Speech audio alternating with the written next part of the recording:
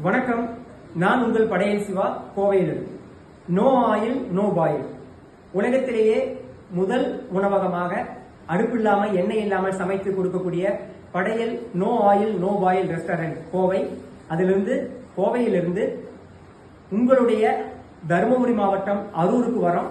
எங்க நாளை மறுநாள் தகடூர் களஞ்சியம் இயற்கை வேளாண் கூட்டமைப்பு சார்பா 2ஆம் ஆண்டு பாரம்பரிய காய்கறி சிறுதானிய நெல் திருவிழாவில் நடக்கக்கூடிய விழாவில் படையல் சார்பாக, படையல் உணவகம் சார்பாக, படையல் அகாடமி சார்பாக 108 வகையான அடுப்பில்லா எண்ணெய் இல்லா உணவு வகைகளை நேரடியாக உங்க கண்ணு முன்னாடி சமைச்சு காட்சிப்படுத்த போறோம், சுவைக்கு கொடுக்க போறோம்.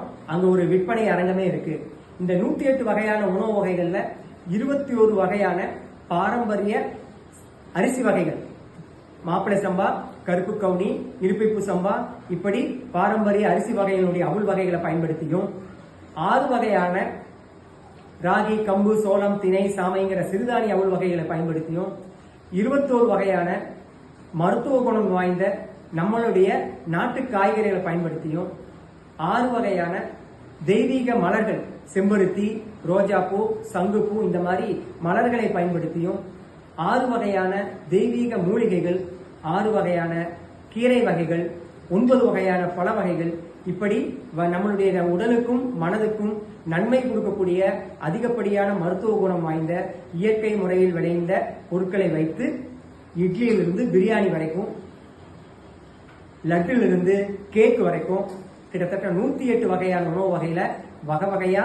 வண்ணமயமா உங்க கண்ணு முன்னாடி அழகா அற்புதமா சமைச்சு விருந்து படைக்க போறோம். நீங்க எல்லோரும் நேரடியா எல்லோரும் கண்டிப்பா குடும்பத்தோட இந்த வேளாண் திருவிழால கலந்துக்கணும். நம்மளுடைய படையல் உணவுகளை நேரடியா கலந்துக்கிட்டு அதை சாப்பிட்டு இதனுடைய மகத்துவத்தை தெரிஞ்சுக்கணும்னு சொல்லிட்டு படையல் உணவகம் சார்பாக கேட்டுக்கொள்றோம்.